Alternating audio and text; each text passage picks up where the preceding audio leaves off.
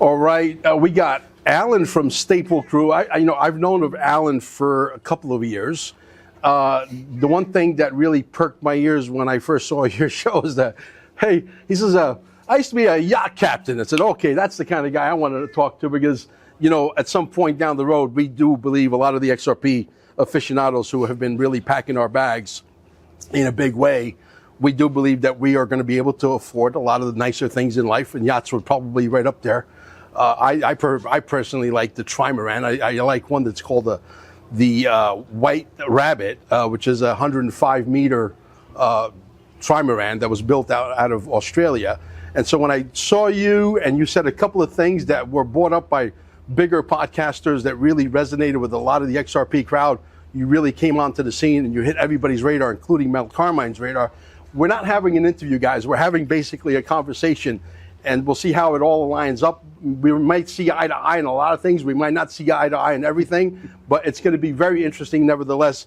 Allan, it's a pleasure to talk with you, brother. Nice to meet you in person. Yes. Well, Mel, I've seen some of your stuff. Yeah. I've been a fan of a lot of it, and it's a journey that you and I have been on. Yeah. We have one of those inquisitive minds, if you will, and we're always trying to look for a new angle or a new concept that maybe we can share with other people that have like interests. Absolutely. Well, I'm personally allergic to 3- and 4-letter agencies. Where do you Correct. stand on that? Yeah, I feel the same. Yeah. I mean, personally, look, let's really get into it. Okay. I don't think we need an SEC to manage our money. It's like moving into an HOA where they tell you what color you could paint your house, how tall your grass could be, when you have to pay your dues. And it's sort of like high school 2.0. It's like we graduate from high school and these control freaks are trying to control our lives. We're trying to get out of the New World Order. We're trying to get these SECs and the FTCs and the IRS out of our lives forever. And there's a lot of people out there, unfortunately, even the XRP community, without really mentioning any names, that are kissing up to these agencies because for their own selfish personal reasons. And I got to be honest with you, I have a problem with that. And I'm very outspoken. I've always been outspoken. I'm never going to stop being outspoken. And I'm going to always speak my mind. And if it gets me in trouble, so be it, right? So the SEC, I don't see a function for them other than the fact that they're there to protect the banksters, Wall Street, BNY Mellon, State Street, BlackRock, and so on. Where do you stand on what I just said? I would agree with 90% of that for sure. I think I'm not a fan of regulation. It worries me a little bit. I would like us to have proper regulation, but the people that have made the regulations for the last 100 years have all made it for their favor. They have not made it for you and I's favor or friends, our family members.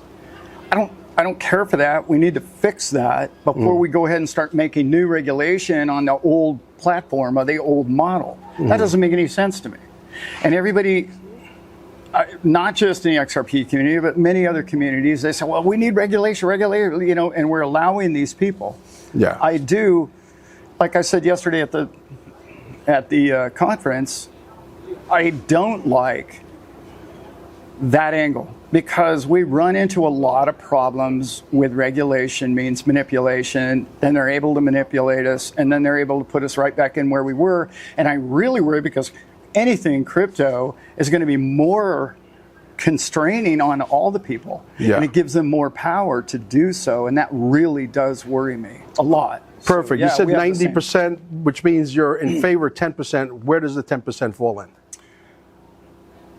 I think a proper, regulated, understood, I'm going to contradict what I just said, but a proper committee, a group that's looking out for the future of all people, that SEC makes sense. Because there are a lot of organizations, big businesses. Let's remember, okay, Bernie Madoff, right? He was on the council of the committee to create the laws. Right. And he was a crook. So we need somebody who's going to keep us from that guy or those kind of people. So if we got the proper SEC, call it something new. Let's change the name. I agree with that. The way it's been since, I don't know, the first director was Kennedy. Since those days, we are in a time of we can make a difference now. We have the ability, we have the technology, we have the software, all of that's in line. We just need to make sure that when they write the history books or the new laws for the future, the people writing them are writing the accurate history of man and what we want to do the monetary system is a medium of exchange. Yes. Whether it's XRP, whether it's the US dollar, whether it's Bitcoin, whether it's Ethereum, whether it's something else, it doesn't really matter. What matters is it's a medium of exchange. I'm going to exchange you my money, whether you accept that money or not. You know, if someone is bent on doing a Ponzi scheme and they decide to use a US dollar or XRP or Bitcoin, they're going to do a Ponzi scheme regardless of what the regulations are going to say. Bad people, it's like trying to regulate guns.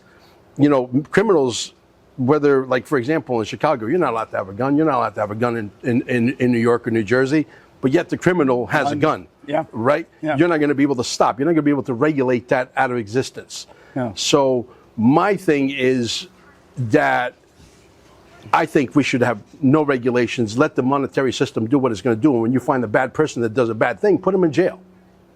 Yeah. Right? Okay. Does that make sense? Yeah. And because look, at the end of the day, Donald Trump wants to get rid of the New World Order.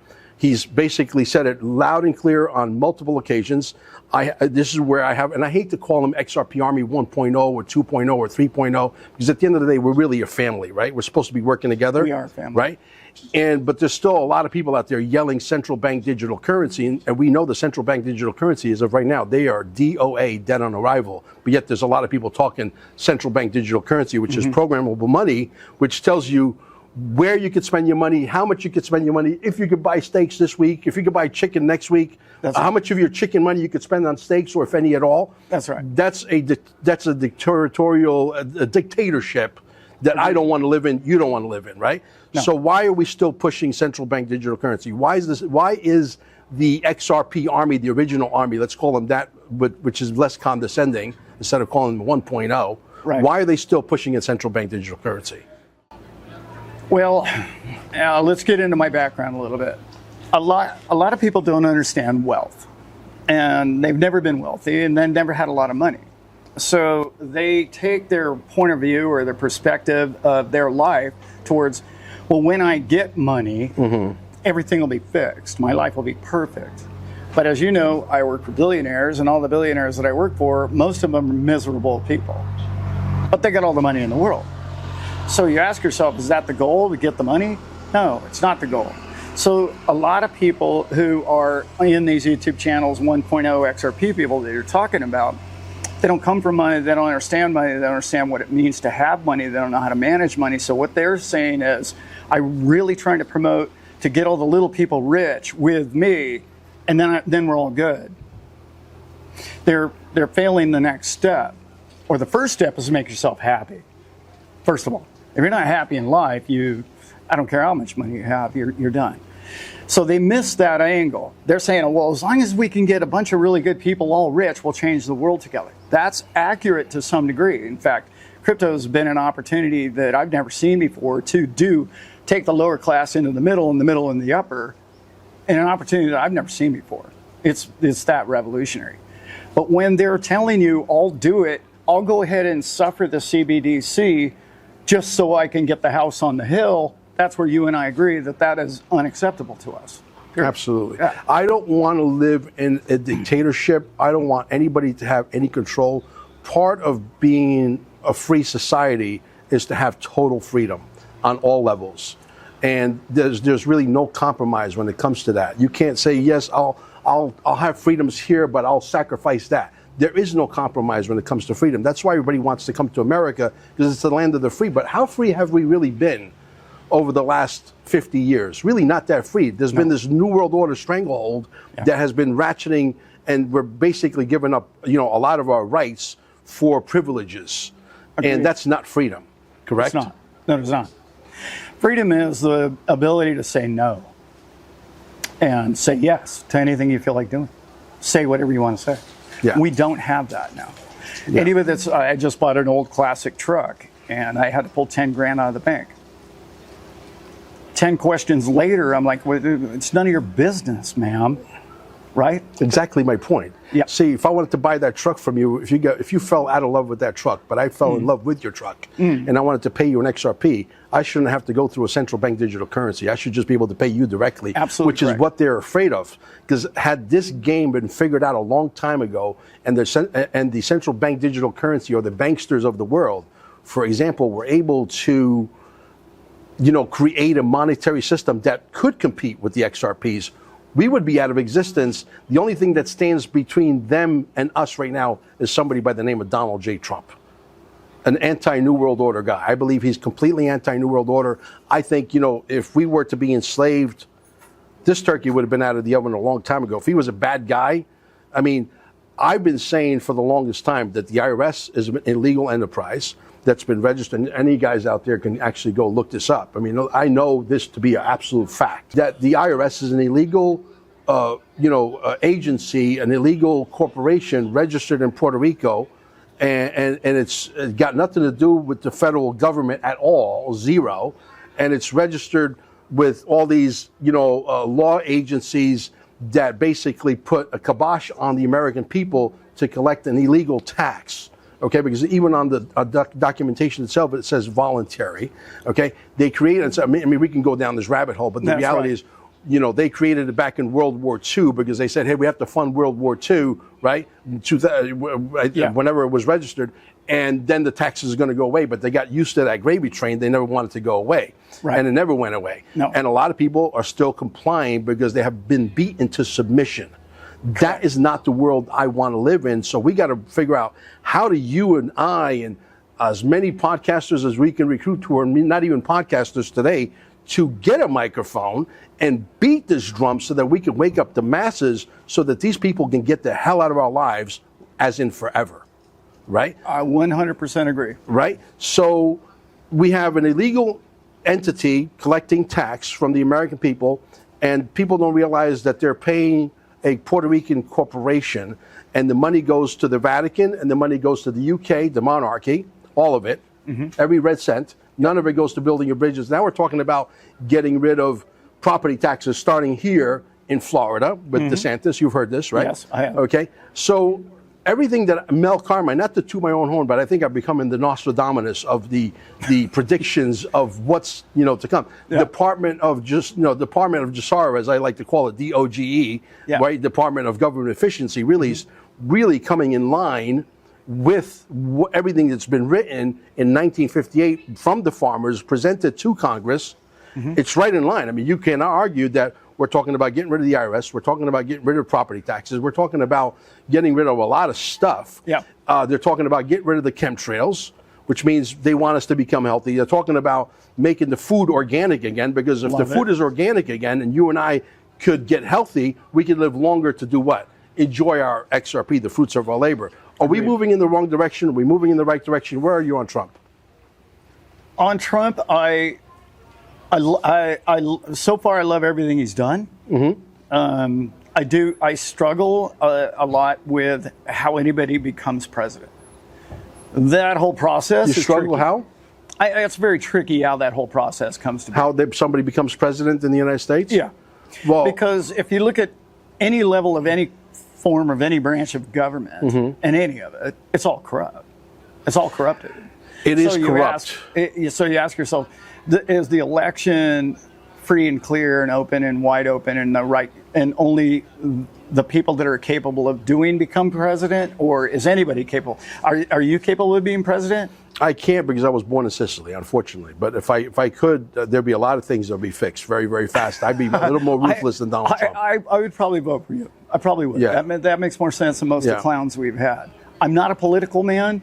I do like what Trump's doing. I love what Elon's doing, because that man has actually created things. That man understands a P&L sheet. That man actually knows the difference between dead wood and productive ideas. Nobody anywhere in D.C. has ever known that. And I say this often, but how do you go from the wealthiest nation in the history of man to $36 trillion in debt? That the only way you could possibly do that is not to have a man like Trump or Elon running your country. Clearly, those two would not have done that with our money. right? Yeah. So in that sense, I love them both economically, as I have that's my acronym, if you will. I was the geek that in junior high school read the Wall Street Journal and became a stockbroker. So, I mean, has always been my angle in life. So I get business. I don't understand politicians. I think what I love about Trump that a lot of people don't give the man credit for, and I think it's one of the best points that nobody talks about. Again, I work for billionaires and I meet all their children. Most of them are useless human beings, okay? And I don't know about anybody else, but if you've ever known anybody that inherited $200 million, they're probably just about a worthless human being. Donald Trump inherited $200 million. He's not a drunk. He doesn't take pills. He raised an incredible family. He's done an incredible job with the money he made. He turned into billions. And you can decide whether or not that was a great thing or what he did was a noble thing with any of his business adventures. Mm-hmm. That's your opinion. But he didn't become a worthless drunk with the $200 million. And I hear a lot of people give him a hard time. Well, he was born with a silver spoon. The hardest thing in the world to do is to be born with a silver spoon and become an incredible human being. The story I know, and it varies, it's different than yours. And I'm not saying that yours is wrong or mine is right, or yours is right and mine is wrong. Okay. But I'm saying the story that I know, that I was told, that I read, is a story that he borrowed $1 million from his dad, and he had to pay it back, and he became who he became. So to some extent, yes, somebody could argue, yes, he had $1 million head start, and back in the late 70s, early 80s, that's a lot of money to get a head start, because $1 million back then was worth like, $10 million today, right? Well, that's their argument against him. They claim he inherited $200 million. Right. Obviously, did he inherit a lot of money after his father was dead? Absolutely, yes. And then, so will Trump's children inherit his fortunes after he's long gone. And let's also look at what happened to his brother, right, who died of alcoholism. Right. Exactly. So, and look at his kids, the way the kids are raised. The kids are model citizens, model entrepreneurs, model That's right. all the way down the lineage of the grandchild, the niece, and the nephews. These people are going to run the world, I foresee, for the next maybe 15, 20 years, because if you look at the way they were raised to run a business, and government is big business, but it could be shrunk down by a lot, because we found out the DOGE, as they're bulldozing through the Treasury, and they find 4.3 trillion missing there, 60 billion missing there, 100 billion missing there. You cannot deny at this point that there's money missing, correct? Right. Okay. Well, Rumsfeld's 2.3. And there's people that are getting paid. There are people that are getting paid that don't even exist, that are tied to that guy. That's right. That the money's funneling all to that guy, and there's 20 guys that are fictitious. There's so much fraud going on. It is undeniable at this point. I don't even understand why the government, not the government, but the people have not demanded the government to see perp walks and to see people literally arrested and brought down to Guantanamo. These are treasonous crimes on the highest level, the highest order you could possibly, right? And again, I'm outspoken. I wear my heart on my sleeve. I say it the way I feel it, and I don't give a shit, right? Right. And I think to some extent you are the same. So do you think that we're going to see some level of accountability at this point going forward, or do you think we're just going to sweep this underneath the rug and Trump retires in 4 years and Vance takes over, takes off the mask, and we're back into the New World Order? No and no. I don't see that. Okay, I'm not his age, but I'm getting older, and everybody who gets older wants to leave a legacy. Well, what's Trump's legacy? Well, it's pretty cool. It's a pretty good thing. He's got a great family. But wouldn't you want to go out as one of the great presidents that ever lived? So he's taken that burden upon himself personally. And he's tireless in his demands of what he wants from other countries to make this country great. That's what I appreciate about him the most. He cares about the people he represents. So do I think he's just going to allow Vance to just slip it? No, that's not going to happen. Not on his watch. He didn't hire people around him. If you look at the people that they brought into D.C., they're not political. That tells you those people might stay for a term or two or three, right? And most of them are already wealthy. So they want to make a difference because, most of them are pretty old. So they want to leave a legacy as well. I was part of this. I was part of, I'm the new John Hancock of the future of this country. The other thing that I spend a lot of time on is Europe. And when you look at what's going on in Europe, that leadership was really influencing this country in a big way. And I asked this question a million times, and nowhere in any of my comments has anybody ever come up with a good one. Name the last thing Europe did well for its people. Not It's a been lot. decades. Yeah, not a lot. And they're in a mess. And I know when you go back to Italy or France or anywhere else, it's nothing like it was 10 years ago. Yeah, no. Nothing. So they run it into the ground, and there's absolutely no way Trump's going to allow that to happen on his watch. Now, after that, all bets are off. I hope it lasts. I do. Because he is going to make a difference. Let's get back to let's go back a few years. Let's go back 8 years, and I'm sure I'm not the only one that's seen these governors and senators yelling on the Senate floor. We got to stop this blockchain. This is going to be the demise of the monetary system, the dollar monetary system. This is going to be the demise of our Ponzi schemes. How Correct. dare they? Yeah. We got to stop this. We got to stop this. You've seen the videos. Sure. One particular guy, a bald-headed guy. I'm not good on names. It doesn't really matter, but we've all seen the videos. Yeah. Do you think that they know that this blockchain is not just a monetary system, but it's a truth machine, like the ninja likes to call him? It's a truth machine that you can no longer finagle the bagel. You can no longer change the outcome of something. And they know that at some point the voting of every voting system, whether it's, we're voting in congressmen, or if there's going to be any congressmen left, hopefully not. Yeah. We're going to change the whole political landscape to where we need to shrink the whole thing down by 98.8%. Yeah. We don't need all of this governmente where we need to be controlled, mind controlled. Okay. So you think that they knew, they saw the writing on the wall. They say this is one system that one day is going to handle all of the voting on the blockchain, and we can no longer cheat the system. I do. And I think the evidence of Choke Point 2.0, I think the evidence of everything the BIS has ever said about it, everything Europe's been talking about, all forms of crypto being a big problem. The only one they can actually agree on is CBDCs, as you know. So that tells you pretty much everything you need to know. The other thing is when they decided to create themselves the Federal Reserve or the central banking systems, as you know, they're not federal, they have no reserves. So they've dealt on this. Well, it's worse than just a credit Ponzi scheme, but it is a credit-based system. Well, you can't have anything come along and be honest, such as gold. That's why they keep going off of it. I have gold, I have silver. There's a lot of people that are gold bugs, and they always tell me the same thing. Well, gold will always win in the end. The problem with gold has always had is it's failed every time to fiat currency. They forget to tell you that angle. It always fails. Why? Well, because you can't move it around. You can't trust it. It can't be in a place that you can't see it and know it's there. That's what crypto has. And I really believe this caught, in particular the BIS, because they're gold people originally.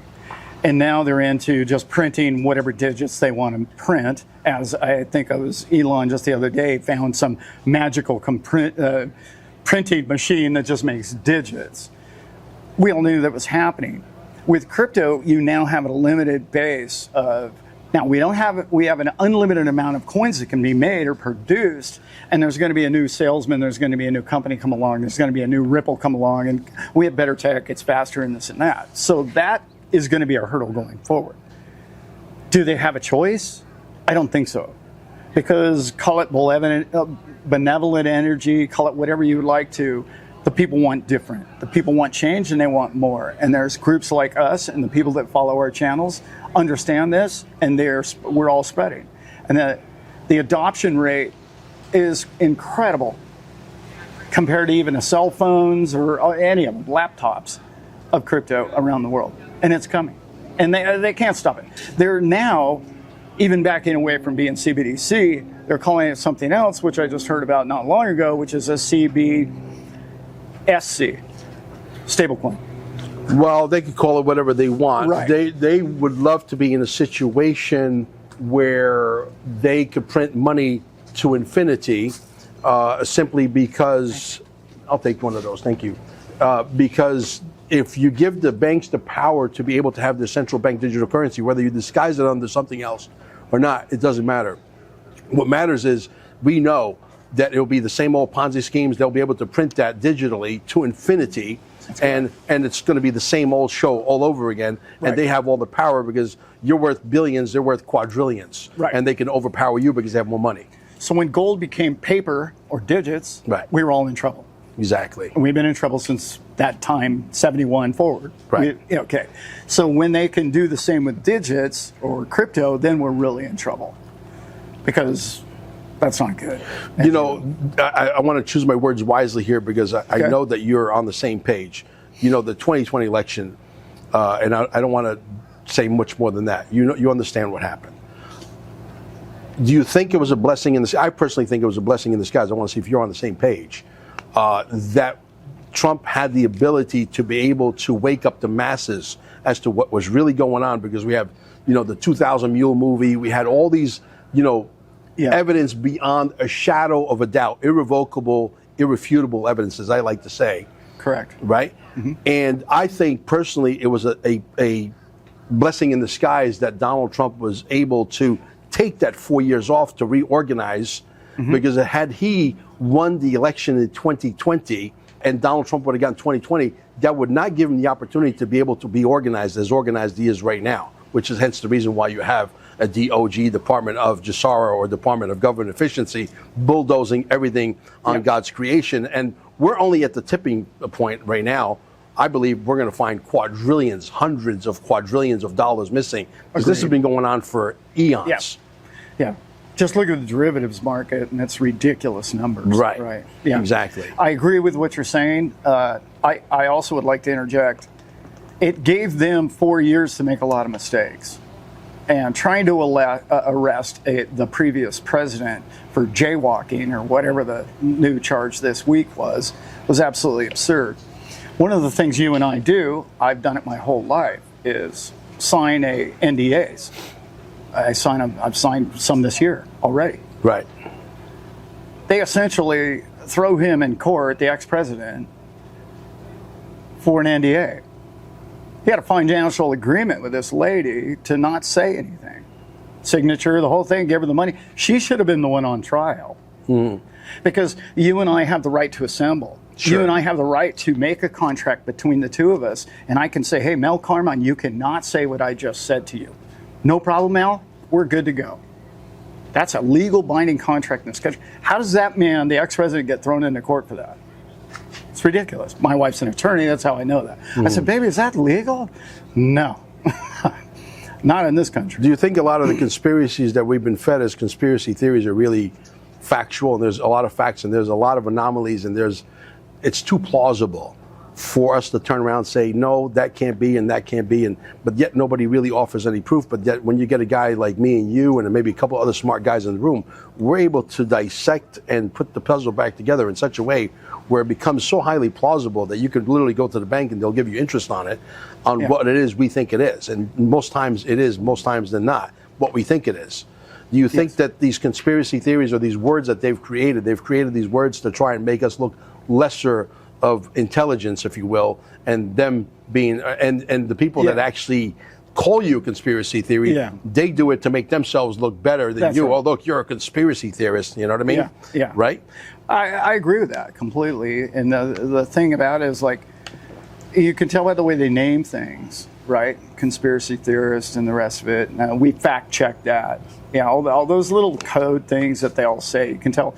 You can hear it right off. Right. Yeah, right. You can hear it in the media. Once you hear one sentence and it contradicts the other one, and you look at it and go, okay, that's propaganda. Right. Period. Right. So, like, propaganda is easy. I threw my television away over 20 years ago. Right. I don't watch TV. I mean, like, I'll give you a classic example. I just did a podcast. And I got smart doing it. Yeah. I just did a podcast with Joby Weeks. Joby Weeks is a guy that was raised to be an entrepreneur, multi-level marketing, network marketing. You know, comes from a long lineage of family that knows how to make money, because they were pushed into that situation because they couldn't make ends meet on, $25,000 a year, and they became very proficient at it. Fast forward, Bitcoin is born. He got into mining Bitcoin, and I was watching actually a lot of his stuff as I'm learning. As I'm trying to grab as much information as I can, because my wife was able to wake me up to the fact that, hey, something's going on here. There's a new financial system coming, a facelift, if you will. Yeah.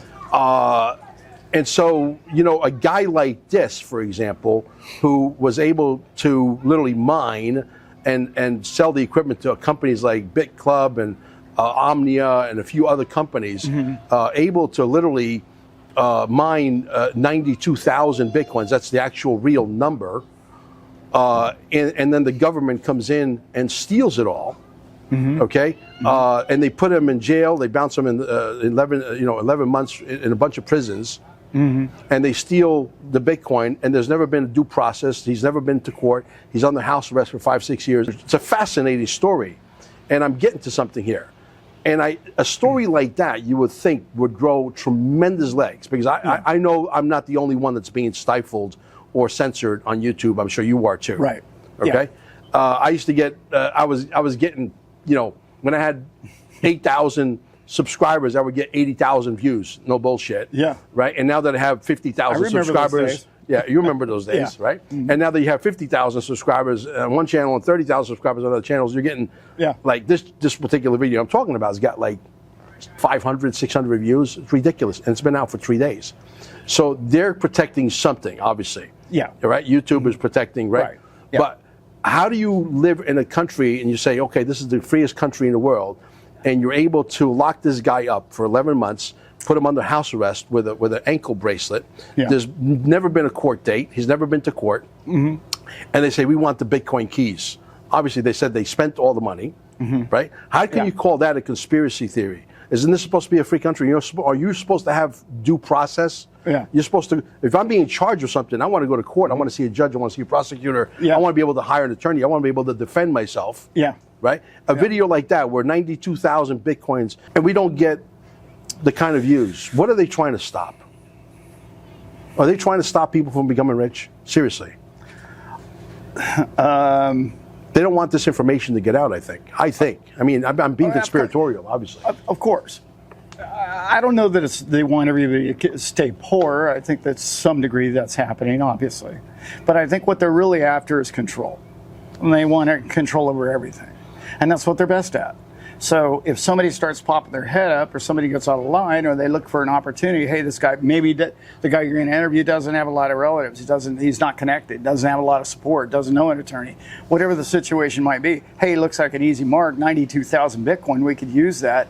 That previous regime, I'm just going to say, were capable of virtually anything.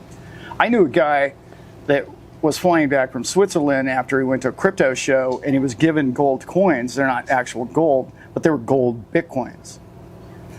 Okay, this is only in 22. He was in secondary check for 6 hours. They confiscated the 2 coins thinking he had Bitcoin. It was a little toy replica. That's what little they know. So the people that really know the value of Bitcoin at the government level, I don't think it's just a Bitcoin thing. By the way, the search and seizure laws are ridiculous these days. If you got 10 grand in your trunk, cash, they're going to seize it. They're going to ask you a million questions. Where you got it from? Why do you have this? What is this? Prove it. How do you prove how you make cash? How do we get here? How do we allow this to happen for so long, unchecked, unquestioned, unchallenged? People got busy working and making babies, and they forgot to be a part of their communities. They forgot to assemble. They forgot to hold people. You cannot, as a parent, you can't let them get away with the first thing.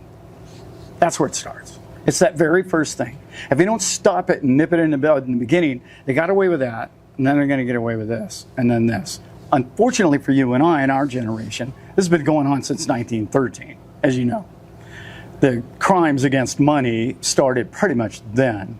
Prior to that, the dollar was worth $1. All you got to do is look from that date to now, it's almost worthless. It all starts from the money and the abuse of it and the control, again. They print more money, they have the ability to do so, and they can control and corrupt anybody in the world. Foreign aid comes to mind. Right. Yeah. Right. So how did it happen? You know, it's just like boiling a frog, right? Yeah, pretty slow, but it happened long before we were born. Yeah, long before. But people like you and I were able to sort of take 5 steps backwards and realize things are not exactly what they seem to be, and we were able to become assholes. Right. Okay. Are you an asshole? Pretty much. So am I. Yeah. I ask a lot of questions. I challenged authority my whole life. Yeah. Yeah. And so we started to ask questions, and then we started to get together with like-minded people, and we started comparing notes, and they hate that, which is assembly, right? They hate That's that. right. Yeah. You know, we've become, that's why I think our channels are being censored. Now, I would love nothing more than the Donald Trump come down with the kibosh on YouTube, on Rumble, on Instagram, on TikTok, on all of them. Because we should be able to grow unimpeded. Listen, if the market unimpeded without anybody playing any games says that, you know, Allan from Staple Crew is allowed to be million people watching him or 10 million people watching you, you should be able to achieve that without anybody impeding on that. Totally agree. Right? Yeah. As far as I'm concerned, there should be some kind of monetary compensation, if you will, at some point down the road. Yes. When the timing is right. Everything's about timing. Yeah. You know? I mean, look at the timing right now. We're here celebrating, the proper party, and we're looking at a $2.13 XRP, which is ridiculous. And I know it should be much more than that. Yeah. Okay? One of my favorite ideas, it's not an idea that's original to me or anything else, and I think you'll go along with this one. I know this is where we're headed with social media. I think Elon Musk is the man to pull this off. If YouTube, Google, actually cared about what they're doing and the people, okay? This is just a very simple, basic idea. You're the content provider. You get 34%. The commercial watcher gets 34%. Right? Google gets 34%. Their business would absolutely explode because people would sit through those commercials because they like the content and they're getting paid to watch it. Yeah. That is your simple answer to the future of decentralization in all forms. Yeah. Yeah. And another thing, I'm very resentful, but I don't have any hatred towards these people, and I'm not going to mention any names, but I do see, first of all, I know you and I both know that we live on a planet that's got 8 billion people, and there's enough for it to go around for everybody. Yes. But even though we're fighting an entity called YouTube or Instagram, Rumble, because they're not allowing us to grow to the fullest level of our potential. We also got, even though you can't see it, you could sort of detect it, because we were all born at night, but not last night. Right. Okay. Yeah. And the bottom line is there's inside competition within the podcasting community. We don't want to expose that guy. We don't want to expose Allan because Allan's got too much talent. He's got too much charisma. If we expose Allan, he might become bigger than us. That's going on. You know it is. I know it is. I can feel it, even though I won't mention any names. But at one point I will, when I can, because I want to and I will. Okay. I will when the time is right. Okay. All right. But right now we I'd like won't to do hear that. about maybe after the show. Off the camera. Yeah, I'm pretty fortunate to be in the shoes I'm in. I love what I do, so I don't try to sling too much mud around. I don't either, but there's, think about this for a second. You're a successful podcaster, and and I'm a successful podcaster. He's a successul podcaster. Todd over here is a successful podcaster. Should be. Yeah. But, right? Yeah. And you got an audience, I have an audience, we all have an audience. Right. There are people in your audience, right? Let's say the rules were fair and square, we're allowed to grow and there are people in your audience that would love Mel Carmine, vice versa. There are people in my audience that would love you, and there are people that would love Todd, and so on. And it's cross-pollination. Yes. And I don't understand what it's going to take for the XRP community, the Bitcoin community, the Ethereum community, it doesn't matter what community, to understand that that's a fact. Right. Right? Okay. Yeah. And we would all be much I can agree bigger. with that. At least say, okay, you know what? we got YouTube against us. They don't want us to grow, but at least we're working together and we're able to grow because we're collaborating and we understand the importance of cross-pollination. Nobody gets that. What do you think? Why do you think that is? I mean, why do you think these people have a chicken brain? And again, I don't want to insult chickens. You know, I know a few chickens that are pretty smart out there. It's a nuance in the industry that you don't understand until you're standing in you and I shoes. And then you witness it live. You understand. I do. And it's true. And it's real. Yeah. Can you admit to that on camera, that it's real? It's real. Yeah. It's real in the sense that I've done a bit of homework on it. And every time it comes up the same way. I'm like, oh, okay. Well, if you talk about this, you're not going to get anything there. No, I thought that's all it was in the beginning. But I hired a very brilliant young lady to help me with my channel. And she's done 7 or 8 different channels. She said, oh, I've seen this before. There's code for thee and code for those. And essentially, it's out there. You can find that. She's really sharp. I couldn't tell you what it is, but it does exist to some degree. The other thing I'd like to say is there's no reason that we shouldn't cross-pollinate, obviously. Because every time I go to somebody else's show, like yours or someone else, I don't do a lot of interviews. I really don't. But when I do, I get so many people that pour in because they're like, wow, I have never even heard of you before. Where are you? Well, that can't be. I mean, I've made 500 videos, and most of them are about XRP. How would they have not even known who I was? Exactly my point. Yeah, right. So that doesn't make math sense. Correct. Yeah. How do we correct this, do you think? I mean, do you think that we can figure out a way to really get to the community and say, guys, it's bad enough we're dealing with a New World Order that's still very much alive. Yeah. It's bad enough that we're dealing with a Marxist company like YouTube, which is very much alive, which is trying to censor our speech, which is stifling the amount of views we're getting because they don't have any interest in the deplorables out there becoming wealthy. God forbid, 10 new people this week find out about XRP and they see eye to eye like you and I, and they have the wherewithal to be able to invest in 10 new people they don't want a new ruling class. I really believe that they want to be in power of us forever. They want to be able to control us, but they don't have any interest in us controlling them. And they see the tide turning, and they're doing everything in their power to try and stop it. To some degree, yeah. I'm sure you were around back then, but there was a Wall Street Journal came out, I think it was late 2016, about Chris Larson going to be the wealthiest man in the world. Correct. And virtually weeks later, it crashed. Because would they want the wealthiest man in the world to be a guy who owns crypto? Of course not. Probably not, right? So from that day forward, XRP has not ever, just recently reached that height again. So you and I know that there were powers that be that held that back. The SEC came like a pit bull after XRP, and it didn't for many other coins. We all have seen the movie. We all understand there's a lot of things, moving parts. My issue is it's fairly corrupt. In other words, the deals behind the doors are happening everywhere, in every company, in every level. Unfortunately, that's the world we live in.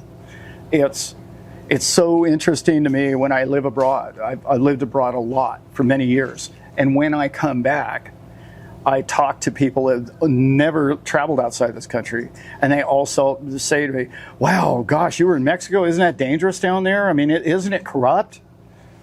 No less than Miami. And you've got to wonder where, you've got to wonder where these countries learned the word corrupt or the skill of it. Yeah. I beg to offer anyone that doesn't understand where it was created, I'd have to say somewhere in, I don't know, London? Right. Yeah. Right. Would be a good place to start. How do you think they are controlling the price of XRP? I mean, I'm sure you have your take on it. I know I have my take on it. I mean, there's no way that someone could sit here and look at me and you square in the eye and say, yeah, $2.13, that's all it is. Fair value. Right, fair value. Yeah. I don't buy that for a second. Who are the whales? I think the whales are, this is what my opinion is, let's see if you agree or disagree or maybe have a different take.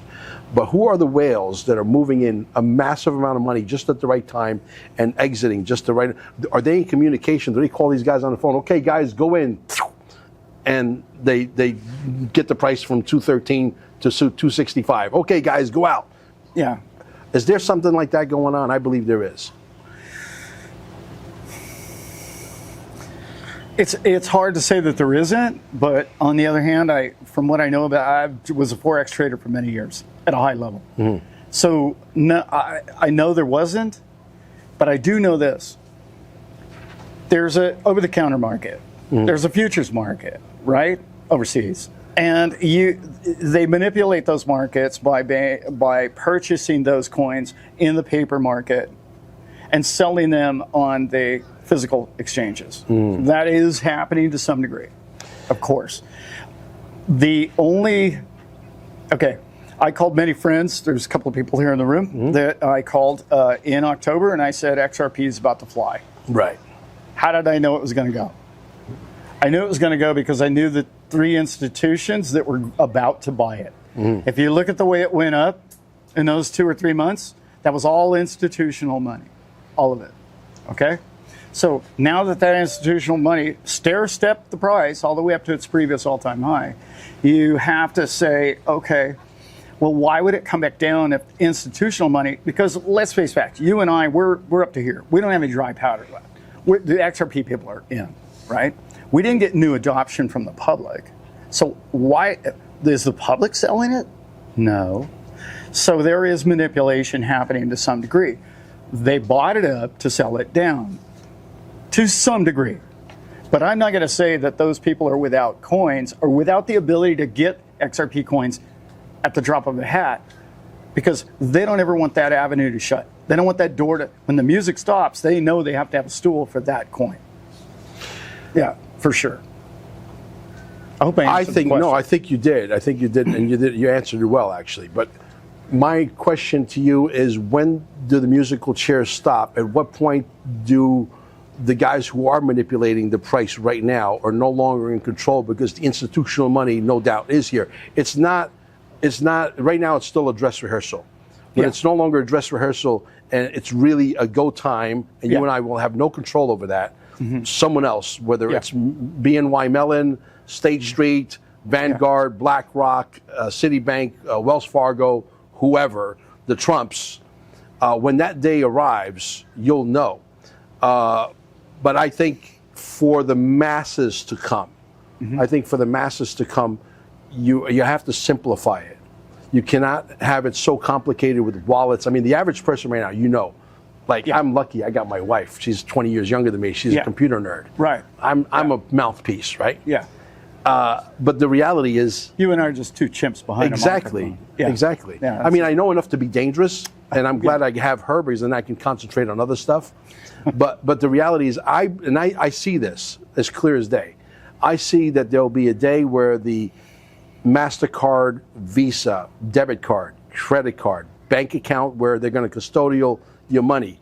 They're going to have a retina eye scan. They're going to have some biometrics, security protocol in place, so to make sure that it's you, that no one can steal your money. They got to make it, tighter than Fort Knox on steroids. Okay. Yeah. They got to be. It's got to be as tight as a frog's asshole. Okay. I hate to use the terminology, but that's what it's got to be. Yeah. When that day arrives, and the average Joe, Jane can have their custodialship at Bank of America, Wells Fargo, everything's running on the blockchain, everything's smooth. We've already moved trillions of dollars. We're going to move quadrillions.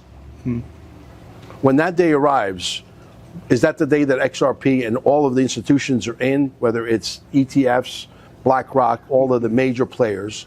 No. And it's really go time, and you can custodial your money in, and it's all run on the blockchain. You can't see it running in the background, but it's all being run on the blockchain. Is that the day where we have $2,000 XRP? No. Well, there's 2 answers to that question. And the first answer is kind of lengthy, so I'll get that one first. No is the answer to that. And the reason why I say that is because long back with October that I was telling you about, I wasn't the only person that knew that big banking were buying the coin or about to buy the coin. Well, how did I find out? I found out for somebody who told me. Right. The worst people at keeping a secret are government officials. So when they know something, adoption's coming along, Nancy Pelosi got rich, She's not a great trader. We all know that. So they hear about it at this level. Well, they tell the people below them and the below them and the below thems. So you're going to know that it's going to be completely locked in, adopted somewhere between 6 months, 6 weeks to 6 months before, because it's going to do that stair step thing, and it's just going to keep climbing. Okay? It's just going to keep climbing. And what that means is all the people that know that you're going to that system are getting in while the getting's good, because they weren't early adopters like you and I. The second answer to your question is one that I work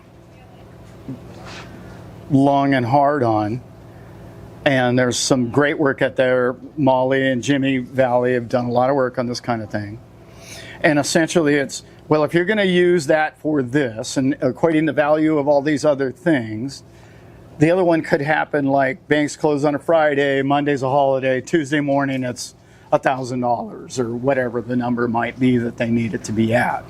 Not unlike what I think they're going to do very shortly with gold. We're going to wake up out of bed one day and gold's going to be, well, it's already being counted at $74, and it's actually $3,000 in the market. And change. Yeah, so they need that number to be higher. And that's what will happen. So it's one of those two things, in particular with XRP. So you don't think it's going to happen fast? You think it's going to happen slow over a period of what time? Well, the first answer was somewhere between 6 weeks to 6 months when it happens. Mm-hmm. Okay. And obviously there's ISO to be spoken for and all the rest of that. I've read hundreds, if not thousands of documents about all of that material. And most of that has dates of 26 on it. There's some great people, great channels. And if you know who Mr. Mann is, he does an incredible job of research on that, all that. So I wouldn't want to quote any of his stuff, but he does a lot of research on the adoption of when they have to use it. Right. That hard date. Right. Yeah. Let's bounce back. I want to go back to Trump. Okay. Trump could have very easily retired. He's a multi-billionaire, lost $4 billion becoming president on his first term. We know that. That's documented. Still a multi-billionaire. He could have very easily just said, you know what, screw this. You guys messed this up. I'm leaving. I'm taking my kids. I'm going to buy an island. I'm going to go create my own little world. And done. But even he knows, this is where I say, because I try to look at the cookie crumbling from many different angles. Mm-hmm. Even he knows that there would be no future for his grandsons, his nieces, his sons and daughters. Those grandsons and nieces at some point are going to grow up to be older and have families, etc. And there'll be no future for everybody. So somebody had to step in and fix this. The fact that he didn't do that, the fact that they're running on this crypto thing and they're hard on it, the fact that they chose XRP first, Solana second, Cardano third as the reserve, and then they said, oh, by the way, we forgot, using the words forgot with an emphasis, about Bitcoin and Ethereum. Does that word forgot means that maybe we should forget about it too? That's a hard one for me because I don't believe that to be true. What value does Bitcoin have? That's a long answer. Give it to me, baby. And it's an XRP show. Give it to me, baby. Bitcoin's best value is it's a perfect replacement for gold. It's not much good at anything else, to be honest.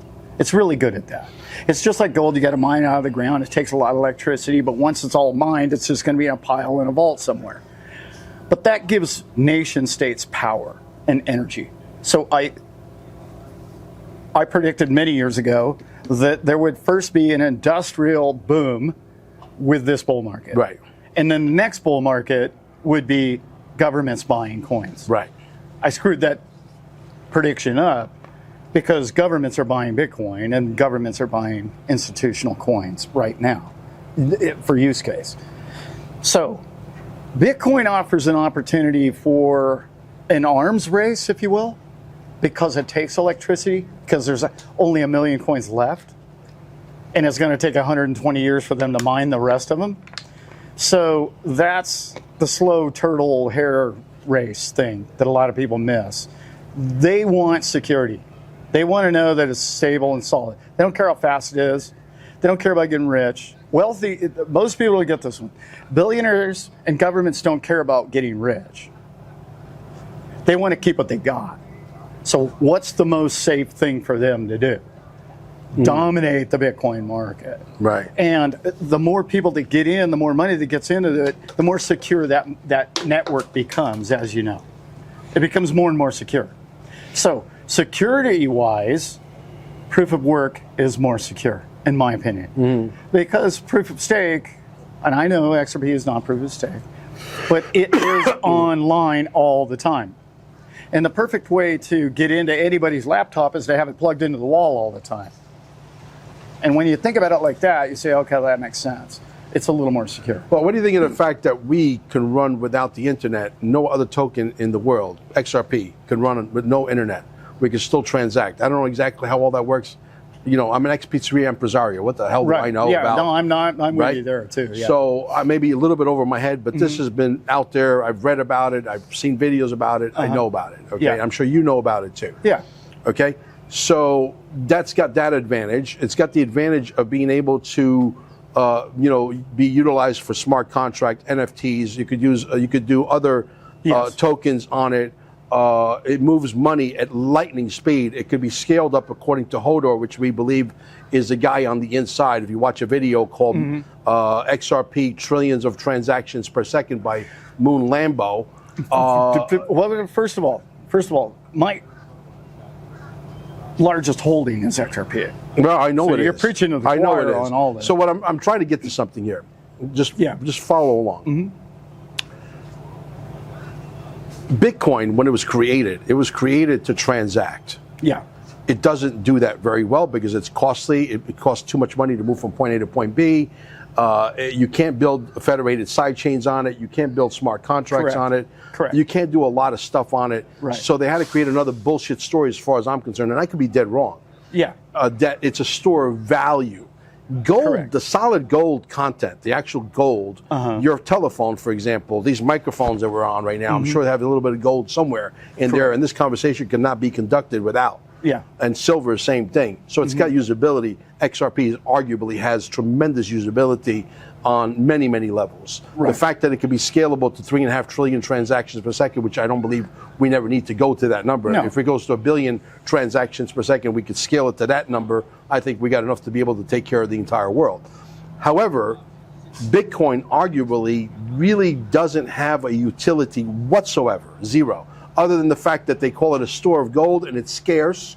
And just because something is scarce but has no utility, that doesn't mean it should be allowed to exist. I personally think it should go to zero.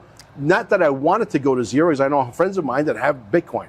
I'm trying to tell them to take their Bitcoin and put it into XRP. That would be the smart thing to do. I was able to get a lot of multi-millionaires to do that. I mean, really, people with tremendous bags. I make my bags and your bag look like, you know, welfare cakes. Sure. Yeah. Right? And so my argument is very simple. Utility should win the day.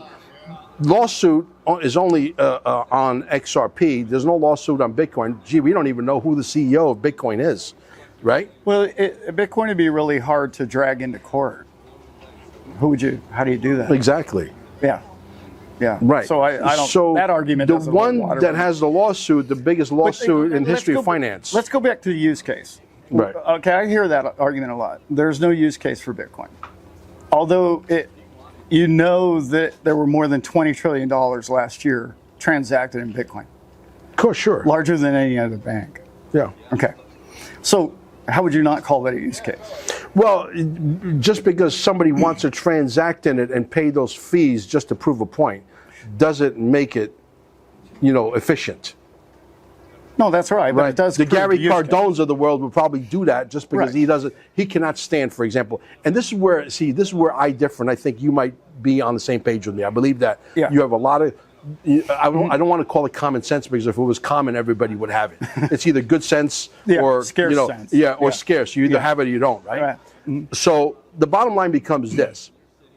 You know that the XRP does what it does. You understand that's how it works. You understand the mechanics of it. Just because you want to prove a point, you're a Gary Cardone who's a Bitcoin aficionado, or Bitcoin Nancy, as they're casually I've known forgotten as. more about Bitcoin than that man. Right. Just because I want to make a transaction to prove a point, I'm going to buy that camera with Bitcoin, or I want to buy that car with Bitcoin, or that mansion with Bitcoin, just to prove a point, because that's the brand that I'm in love with. I'm not in love with Brad Garlinghouse. I couldn't care less about Brad Garlinghouse. Right. I think he's a nice guy. I think he's a great leader. I think he's the right leader for Ripple. But I'm not in love with Brad Garlinghouse. I don't And nor worship. should you be. I don't worship Ripple. I don't worship the logo. I'm not tribal in that sense. Yeah. I'm tribal in the sense that I'm here for return on investment. I'm here to make as much money for me and my family.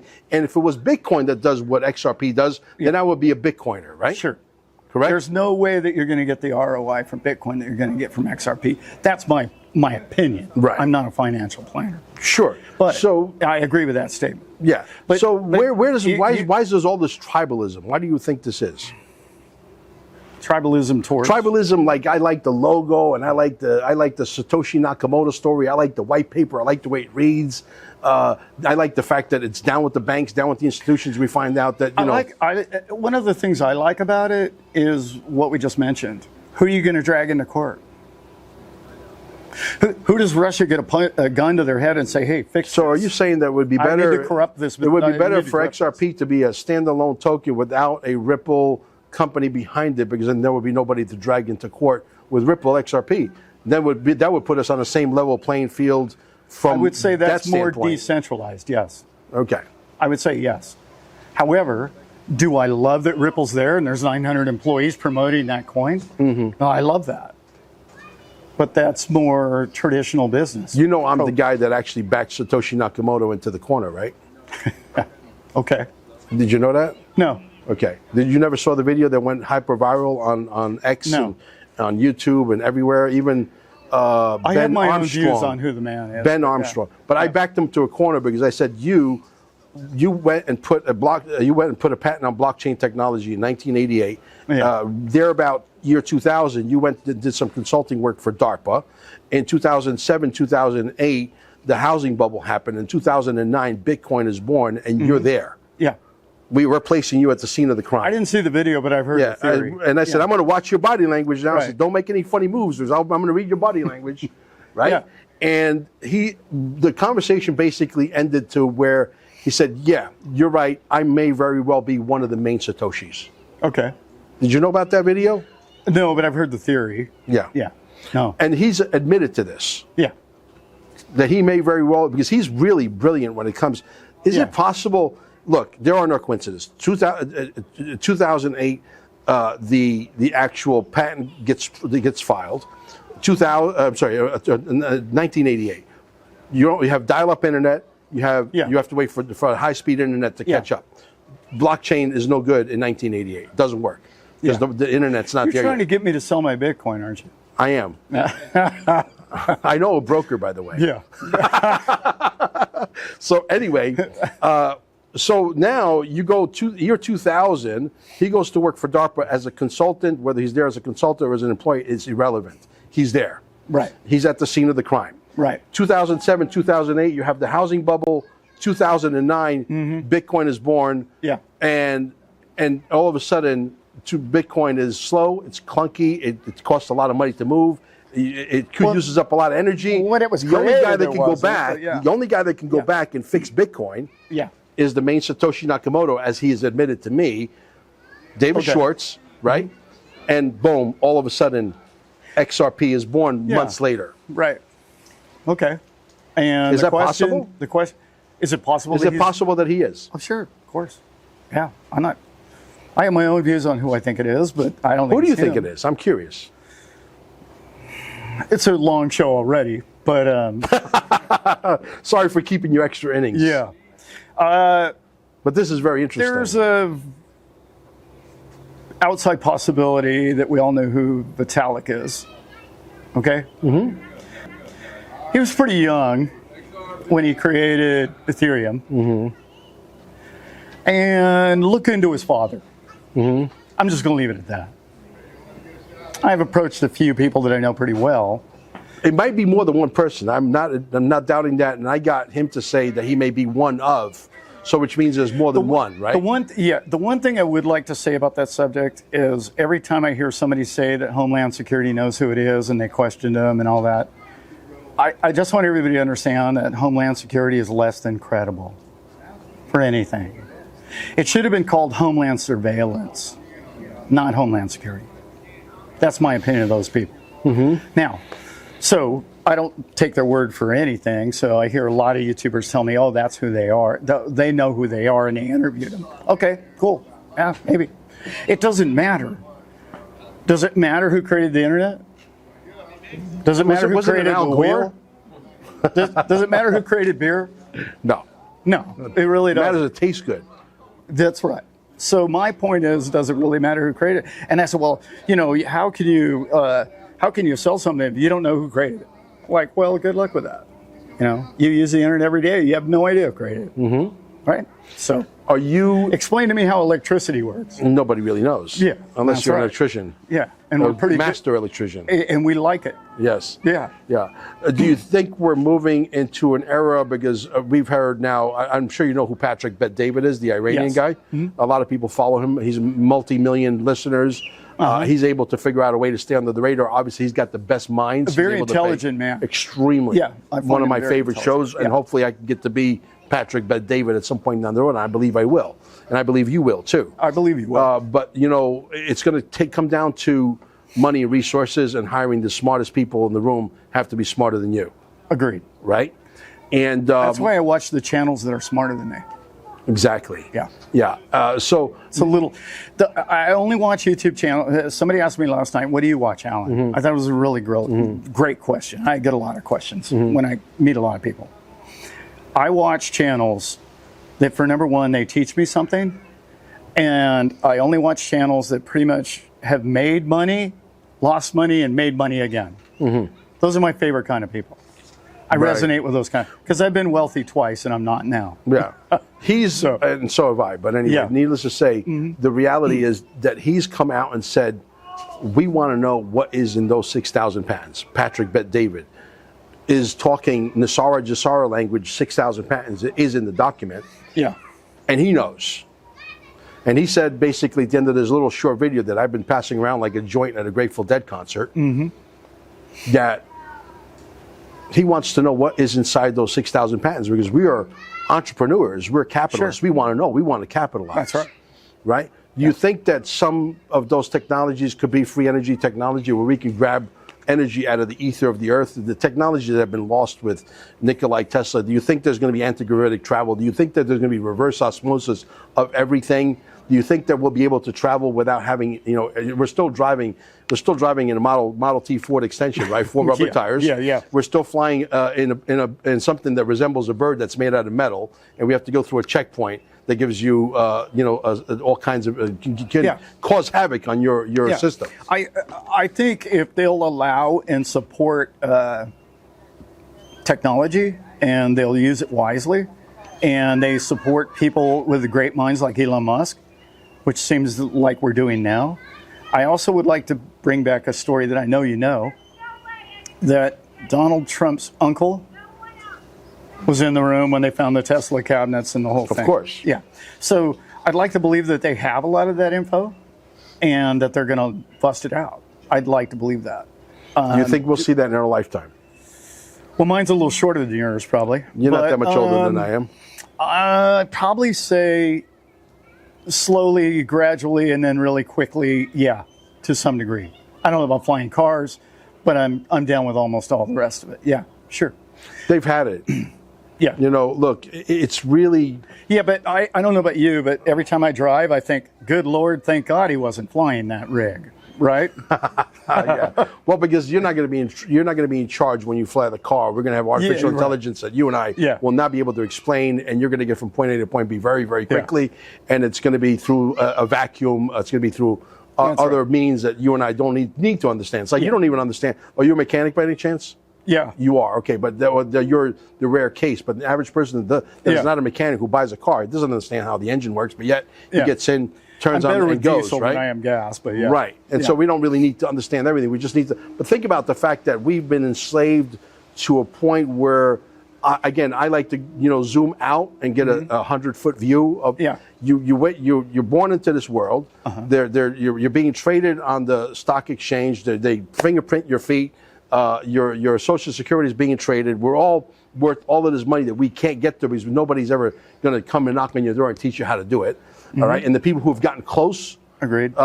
They literally shut down those departments. That's right. The day after. And I know a few military people that have done that successfully. Not successfully to where they got their money, but successfully enough to where they said, hey, these guys are getting too close to the fire, shut down the fire pit. Yeah. Right? And so that's been going on. So my question to you, I guess, is we're living in a world where we have to wake up and we'll go to work in the morning, raise a family, and we're part-time job, full-time job, 2 part-time jobs just to make ends meet, while somebody else is in control of inflation, in control of spraying you like a lab rat, in control of how long you live, only to retire at 65 if you're lucky to get there, and if you're lucky to live another 20 years. So you do all of that work, right, for 20 years of freedom if you're lucky. That's if you're somewhat healthy like Mel Carmine and like Allan, right? And you get to live to be maybe 85, 90 if you're very lucky, right? Do you think that's worth it? Don't you think that humanity has got to come to a point where we need to grow up and say, you know what, allow the technologies to exist. Let's get those 6,000 patents out. You don't need a guy to plant tomatoes, potatoes, carrots, and celery. We have technology that's controlled by satellites. Let's do that. And work takes on a whole new meaning where you're working on yourself, you're working out, you hire a better personal trainer, you have a better diet, you learn how to grow your own food perhaps because that tickles your fancy or it's therapeutic, right? This work, who invented this? Who is enslaving everybody? Well, it goes back to when we started the show. It's all about control, right? We also needed it on a physical world. Now that we've gone more digital and we've released it slowly, like I mentioned, technology comes out kind of slow. We're going to need less of that, and you're going to have more free time. Our kids already have more free time than we had, and the generations before. My parents worked like dogs. Do you understand why we are not that popular? Because they don't want seeds like this, like I just said, to be planted in people because they're going to start asking fucking questions that they can't answer. And they don't want to answer. That's right. But they're going to blame it on technology. And they're also going to say that, well, technology, the one thing that a lot of people don't understand is technology makes everything in your life easier and cheaper. But what they've done is push the printer, if we'll call it, the inflation to make up for what you and I should have been more and more comfortable all along. And they do that with the printing digits. It's not actually how it works, but you know what I'm saying. In layman's terms, they're just making more money to make up for what the deflationary value of technology would have made for your life. So yeah, that's done. Is it intentional? Yeah, probably. But they're coming to the point now where AI and robotics are going to change your life. Everything. It's either going to be for the better or the worse. It all depends on who the technology ends up in the hands of who. I agree, but I also think that people are not going to settle for the bad technology of AI. I just don't believe that. That's why we need to wake up more people to get, we got to get the Todds. Where's Todd? Todd's over there. He just looked. Oh, he left? Yeah. We got to get the Todds of the world to get a microphone and get obnoxious. I know. I beg the man daily. There's some really smart people out there. Oh my God, a lot smarter than you and I, for sure. Oh yeah, and I studied a lot about AI 3 or 4 years ago. I'm shocked that's not here to any more degree than it is. But the one thing that I'm really interested in is this, and this is the human element that a lot of us are really missing. Spend less time on your laptop and spend more time outdoors, because you're going to be able to do that. Natural scalar wave. Yeah, it's perfect. And what's going to happen is, don't be afraid of AI. Use it to your advantage, because if you don't, it's going to use you to its advantage. Yeah. So you stay on top of it. Your life will evolve with it, and you're going to have more time. So when you look at like going to retreats in Sedona, my wife and I were in a retreat in Sedona last week. It was unbelievable. I was like, I need to do this more. I got my feet in the stream and I'm fly fishing. I'm like, I need to do more of this. We're going to have more opportunity to do that going forward. So all the human jobs, if you're out there thinking, what am I going to do for a living going forward? All the human tactile experiences with each other, like this meetup, is what we're going to do more and more of. Because you're going to have more time to do that. You're going to have more freedom because of AI and technology and robotics. And because technology, they have technology that no 6,000 patents that can allow us to live a very, very long time. Agreed. And they don't want that technology. I happen to, my wife and I own that technology in Cape Canaveral. As a matter of fact, if you ever come down, I'll give you, for doing an interview with me, I'll give you and your wife an overnight free of charge, okay, Nice. a voucher that doesn't expire. And you'll understand what it is we have. And we're not allowed to advertise that technology. For example, I'll give you an example, make you laugh, and maybe good for your audience as well to know. And I came across this stuff because I'm constantly digging. I love rabbit holes. Yeah. And the bottom line is, we advertise that hey, we got people on camera crying, say, hey, that thing that starts with a C and ends with an R. I don't have it anymore. That's because of the EE system. Okay, and you're not allowed to advertise that, because if you do, that's right. If you do advertise it and you pay for it, it's not even being seen. They're sending robots over to my website to allow me, or to give me the illusion like I'm getting visitors to my website. The last time I checked, bots don't have any money to spend to come into the healing center. That's right. Right? Yep. So it's all an illusion. So we got to figure out a different way to do it. And I think we have figured out, at least on paper, that we're going to unleash. So they're going to do everything in their power to try and stop us. And so I understand more than anybody. Do we still have a lot of camera battery life? Getting close. Getting close? Okay, no, we'll keep going. We'll keep going. We should wrap it up. Two more minutes. We're going to wrap it up in 2 minutes. Okay. So I am one of these people that is relentless, because I understand the future. I see the future. And I'm not willing to give up. Never, under any circumstances. Agreed. So, we have a situation here where, yes, the XRP and the XLMs and the XDCs is going to make a lot of people very wealthy. But how do we go forward to where we have a very long lifespan to be able to enjoy that? When these technologies are available to us, we want to know what's in those 6,000 patents. We want those technologies to become public domain, if you will. Yeah. Right? Yeah. Because we want to see this planet survive. Because it's important to the cosmos, whether there is a cosmos or whether we're a flat Earth. We don't know. There's that argument too. Okay. Yeah. So where do you see the next proper party? We'll end it at this. Where do you see the next proper party? I hate to put price tags, because I'm not a price tag kind of guy. I say always it's going to happen, but it's going to happen like a thief in the night. When you least expect it, we all wake up when we got our money. Right? Yeah. You agree? It's not going to happen tomorrow. It's not going to happen next week, and it's probably not going to happen next month either. No, probably not. Yeah. I was talking about it all weekend. I really like May. I don't think April looks really good, just tax season, the rest of it. But I like May. They're going to print a lot of money. We already know that. They got $9 trillion due this year. That's coming. You have to remember that Bitcoin, Solana, and XRP all hit all-time highs without the M2 money supply. That's never happened before. The only time those coins have ever hit their all-time high, there was a huge money printing. Go Burr. That's never happened before, and it happened already. So that's interesting. That's, to me, institutional money, obviously. So I'm going to say 6 to 8 weeks after soon, and I think April 2nd, Trump is going to say something about interest rates and what he's going to do with it, or whatever, printing and some other things. That's going to trigger. So I'm going to say somewhere 6 to 8 weeks after that. I really think it's going to start in May. But that's going to be a gradual thing. That's not the bank close on Friday, open on Tuesday. It's a different number. Yeah, that's not that. So, yeah. Allan, how do they find you? Tell them your channel. I love this interview. We'll give you a copy of it as well. You could put it on your channel as well.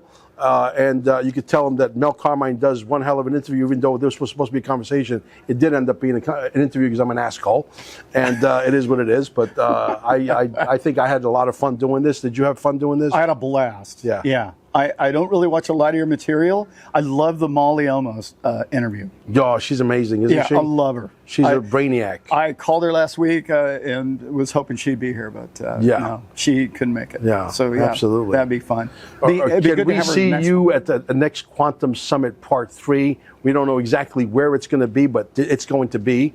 You invited me to last year, 2 years ago, last year. Yeah. And I couldn't make it. Yeah, for Rob whatever the reason 007 was actually one of the MCs with Molly Elmore at that event. Yeah, and it was great. I'd love to.